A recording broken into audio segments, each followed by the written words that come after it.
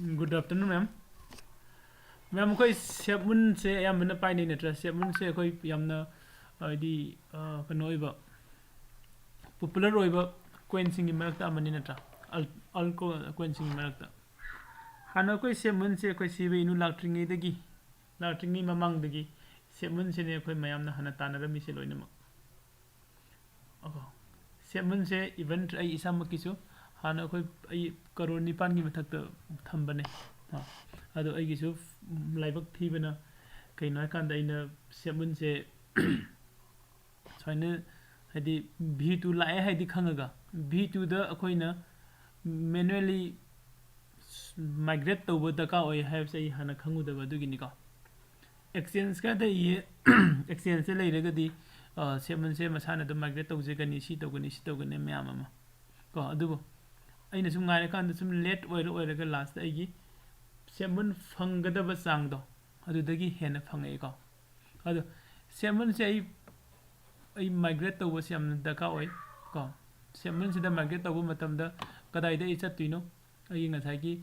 swap.safemoon.net से सिदा संगगा तौगदमनेबा I wallet ते लेबो ओइरगदि को अदु नंगना एक्सचेंज ते लेबो ओइरगदि एक्सचेंज मसाना तौजगनि खोकनि हाइबा म लेगिरे को एक्सचेंज ते लेबा मतम द खोय द फरगम तारिसि करिनो हाइरगदि ममांग दे आइगी होक तसु थोखरे आई होक से ला टोकन दे लेरग थमे को होक सिना प्राइस से हेंगलक मतम द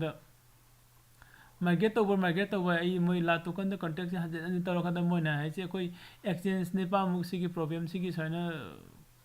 मार्केट तौना न honorary market over लोयरग ngai market Moyna market over लोयबा ngai पुदि price ति आ योगरे अदर मतम अदुन आइगी मसागी होक तो 50 करोड़ को 50 करोड़ होक लेरमबदुना लास्ट माइग्रेट तौर कांददि खजि खतंग 10 होक मुतंग फंगगा तो को अदुमक आई सिदसु Safemoon दसु तवे अदुबु Safemoon दने खितंग सेफ ओइ होवे आइदि आइगी ट्रस्ट वॉलेट ते लेबगी को ट्रस्ट वॉलेट ते लेबदुना आइना खितंग आइदि ngarang do thengnaraga tawgibane ko mamang da koi group ta wudi wari myam ma sagi natra Safemoon da si haiba myam ma adu thudona madu tawdrasu dum yabra haina khanbagi ko adu sida lakse point da ngasagi khona agi sem kano se Safemoon se wallet te leibo erega di trust wallet oigra metamask oigra binance sense wallet oigra ko met wallet oig any wallet te leibo erega di nangna sangga da se first df ta sangma haibne man haisi df ko DF te changbiro aduga DF te changa kanda khoina tawdusi kaino ko DF te changaga aigi DF ki mathak tu da search or enter website URL haiba ma yauri natra adugi search or enter website URL haiba khogi kano se sida changasi changaga aini idu se kaino save.safemoon.net ko swap.safemoon.net se enter tawbiyo sida nasagi Trust Wallet को सी enter तौरगा visit तौरकांदा same सिगी page सिमक लाने यानी को मैम सिगी पेज सिमक सेम समानने लाने अदोय कैदरोने आइगी वालेट फर्स्ट आई कनोगी आइगी कनो दो होगी चेन को आइगी नेटवर्क सेलेक्ट तौबिरने मथक्ता जावी नत्रा खोगी ट्रस्ट वालेट की मथक्ता खोगी इथेरियम की सिंबल दु द नंबीरगा अदुगे स्मार्ट चेन ओंथोपिरनी फर्स्ट को अदुगी मतुंगदा आइगी वालेट ते कनेक्ट तौरनी को वालेट कनेक्ट से जस्ट आई होजी एग्जांपल के ओना metamask दम तौसिंगे को मैम साइन तौरगा आई वालेट से कनेक्ट तौसिले खलसे अदुगी वालेट कनेक्ट तौरब मतुंगदा को वालेट से कनेक्ट तौरे खलसे अदुगी वालेट से कनेक्ट तौरब मतुंगदा आइगोमदा फंगदुसे कइनो आइ कांदा सिदगी आइगी BNB नि इदिसे BNB नि इदिबे जगह सिदा चंगबीरगा आइगी सिदा आइगी Safemoon दो सेलेक्ट तौबिरो Safemoon अनि थोरे सिदा म्याम निंबियो Safemoon हाइबा मा SFM हाइबा मा Safemoon सिना हानगी खोय अनि बदुने SFM सिना हजिक अनौबो वर्जन दुन को होलेन अनि सिगे प्राइस ओय म्याम जिंग हंगे को कांसेप्ट से कन से क्लिसियन प्रोसेस से लोसिलखिगे Safemoon सिदे सेलेक्ट तौरे कांदा मानसते इरेमी से नंगी set your slip page tolerance to 12% plus the thamo haibne okay date 24 hayeng December date 24 ne December gi 24 baw di se 12% oigini ba ko December 24 gi matung da gi di si 20% de hengal ka dawre ko sigi khogi khana ta hobi kan ba advantage and disadvantage mayam da so ai makha ta na so hajirake si onthok pa madaga oi ko I understand haraga si sangage si kadai de onthok tuino haraga di setting jaw bune trust wallet ko adu sida su setting sida leire trust wallet ta su sida khogi wallet connect to gi right side ta sida dot ahum leire se ko mathak ki khogi network ki dot nate connect kano to wallet ki right side ta leiba dot ahum sida changbi raga ko changbi raga sida yengbiyo ko slippage tolerance sida yaure ko sida 1% lei 5% lei duga 1.5% lei by default 0.5% de lei ko adu sigi percentage se mana haise kaya do ontho mo ba 12% do ontho piro mo haiba yani ko 12% do ontho pirani adu gai setting se back tawre okay again amka check to biram che chumma bra la le bra ne ko sange kya leire 12% leire okay done si yarabani na sidaina seven khale adugi matung da 2 da kari select tawdino 2 da is select taroni ngasagi SFM do seven version 2 ko version 2 se select tawran ko sida dum hare I understand ngasai din sa mane ko v2 7.1 sidagi 7.2 da convert tawrak tuini ko hoji ki market ki rate aigi Safemoon se amatara lising lakh tara crore tara 33 crore and the 50 lakhs lairame aigi ko ina jon thok kare mayam ama 100 yahin 100 pudu se wari toroke 100 na jon thok kare ko 100 na jon thok ki bese ngara ai masagi si arei ba khar se swap tok thoe ba swaina phange ko aigi swaina phange adu sigi maman se lupa lising mari yogdane leirame aigi wallet adugo sido ontho ba matung dadi lising mari ga chamari mukti phangi ko kitang khak hengalaga ko na sida v1 dagi v2 da ko Safemoon na migrate tok thore ise kari gino hagi yam chengna hagi desu burning tawbagi kano man makhanam ni ko hogi number of coins se the coin masing se reduce ta holak pane ko aigi wallet coin asi leire maman lupa Safemoon ne hoji leiribe SFM kano se di v2 sida aigi leiribe rupees masing du sa mana halaga kitang helalaga ko duga coin masing se change ta holak pane ko adu aigi nahan se ma tara 40 lakh tara crore aigi first da si ne ba yaram mi se ko ma si yaram ba matam du da si yauringai matam do de sigi kano se anau basigi maman si hongi ba hongi matam do orega de si se masing se yamna phangam ga dabni ko December gi date 12 13 adai da ina swap tawram ga di si dagi he nai phangam gani adu bai ta hogda bani na hoji ki sigi price ta tawrak da de si katang phange like ko ma'am aduna khoi Safemoon se v1 dagi v2 da migrate to was yam important oi date 24 baw da ngasagi sigi setting da so khona uri duni magi 12% ni oi rise ko aduga date 24 gi matung dadi sisu 20% oi garni ba magi swap ki kana se aduna sidagi ngasagi agi wallet se connect to da baini ko wallet se connect to ga di sida swap faina yaurani swap to ga next process sum sakhi ba yare ko loina okay adu hoji Safemoon ani sigi price to yengsi ko sise hoji Safemoon hanagi khogi Safemoon dune sida su irega leise coin market cap ta Safemoon has been migrated to a new contract address ko okay aduna sise hanagi price tune ayaba matam da down chalaga lei ko aduga hoji ki price ne sina 0.1217 Safemoon anobagi price ne CB inu dai suman yam henga khale na tra the sida adi engom da kitang khak adi aina nungai hogdaba na ai hana Safemoon da crore nipan ga tangkhai muk leiringai matam do adu da 130 muk leiba ko 130 ama tara sa lising tara lag tara ko henan grab ama tara sa lising tara lising kuntra muki adoina phangam me ko adoi matam da sigi Safemoon gi maman se suppose 0.01 adoi da kan leire khala se natraga 0.0 ani ga 1 adoi da oire khala se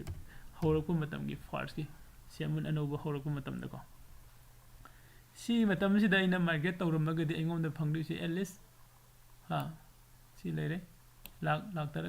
crore ahum de phangamgani ba yai ko ma'am crore ahum se ina December gi date 12 adai da migrate tawramaga crore ahum se phangamagadi ngasi gi price da mu yenga adi ha 0.12 se ngarang nimidang 19 jawe adu idi aingom da hojik se lakh jangkhai tare ti leigani ba Safemoon da adu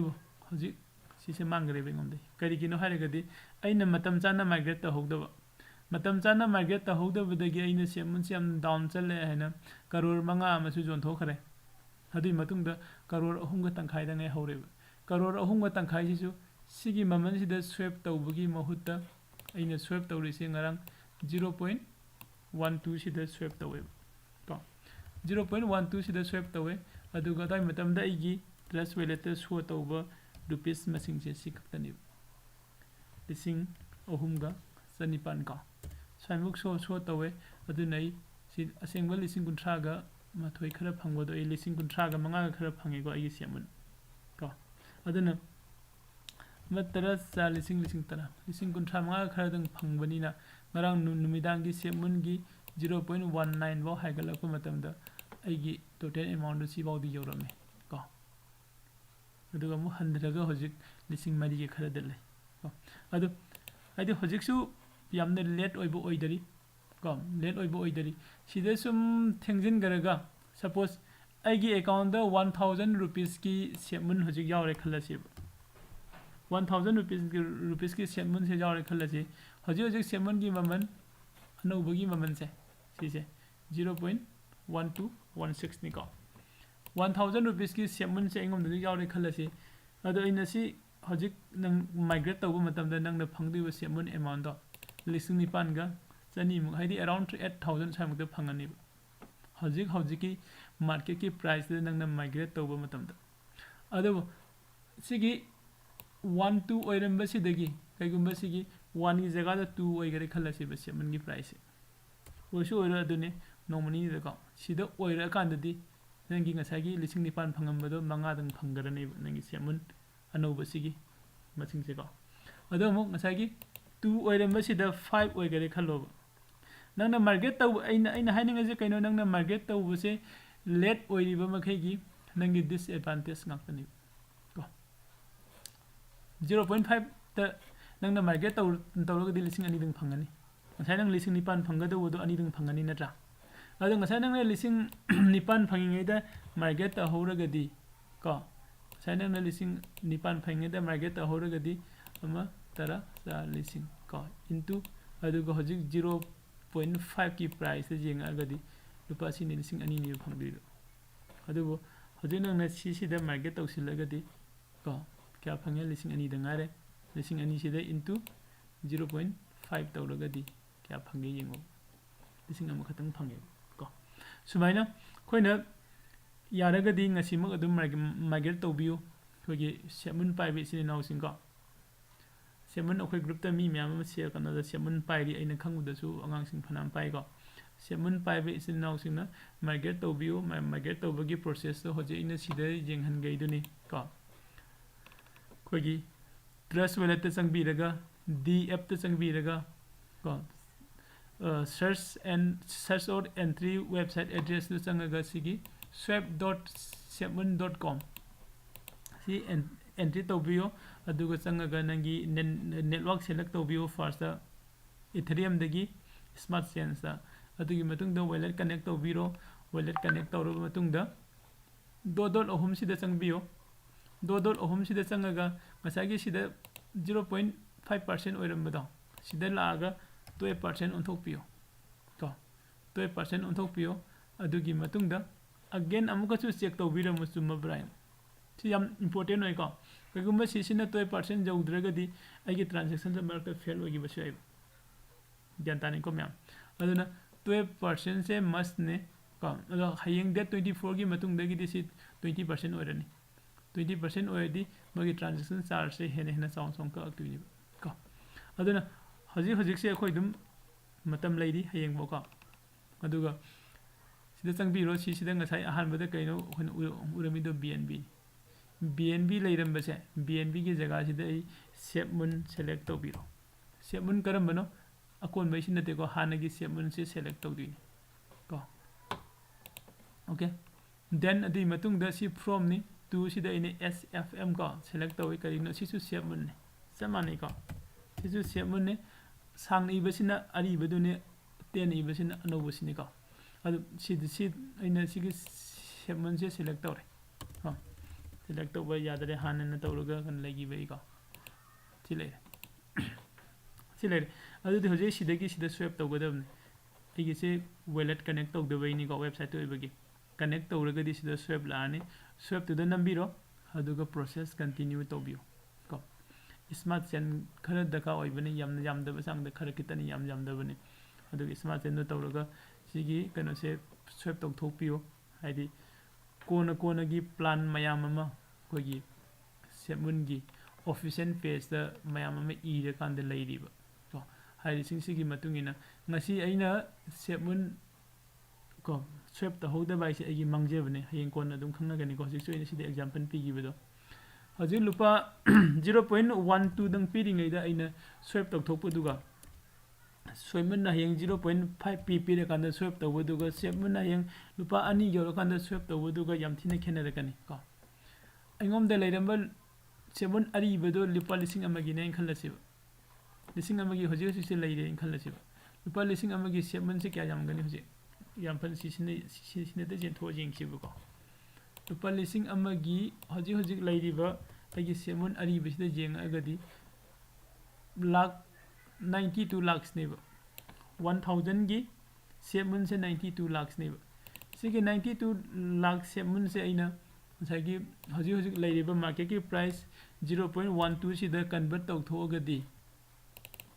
8000 दी फंगेबा अदुबा हयेंग सिसिना हाइगलगा लुपा अम पीरे कांदा नंगना market तौरगदी क्या फंगनी 1000 Safemoon खत fungi को अदुन coin यामना फंगौसे को मयाम late तौबिगनो delay तौबिगनो एनी हाउ तौरगा इसागी वॉलेट लेइबा Safemoon सिंगदो माइग्रेट तौबियो अदुगा कोइना कनोदे लेगिबा खोगी एक्सचेंज द लेगिबसिंगदु उपाय लेते एक्सचेंज सिना कइदौवे साइना माइग्रेट लाखबा टोकन सिंगसे मोइना ब्लॉक तौसिलगा होल्ड तौसिलगा थमे हो ममांग द होक से अदुगी मतिक यामना थममे ने को 50 करोड़ थमे तरा 40 लाख तरा करोड़ तरा को होक तो साइन थमे अदुगा होक से ममन हाइगले इवन माना हाइगलक पद फजन कारुरे को रुपा अनि अहुम बौ जोरे अदुबो अदाय मतम द इसे केमता उपाय लेते करिगिनो हाइदे ला टोकन आइगी होक सिंगसे लोइना होल्ड तौसिल थमे केमता ट्रेड तौबो याहंदे ट्रांसफर तौथोकसु जादे अइना ला टोकन कॉन्टैक्ट तौवे मोइना हाय मोइगी प्रोसेस अम चले अदुइदुना मोइना दुम माइग्रेशन की प्रोसेस चले माइग्रेशन तौरकनी मोइना माइग्रेशन तौबो गायरकबददी ngसाइगी आइगी सिगी होक त यामना होंगना लेहोबो होकतुना अइना माइग्रेट तौबो मतम द लुपा अमगा पैसा कुन सादाइदा माइग्रेट तौरकबददी अइंगोम द होक 10 खतंग फंगे चामरा खंगदे 10 रा अदु खतंग फंगे तुए को अदु थोक्तनबा मयाम द इना हायनिंगिसे यारगदी ngasimak हौजिंगमक को इसागी Safemoon लेइरगदी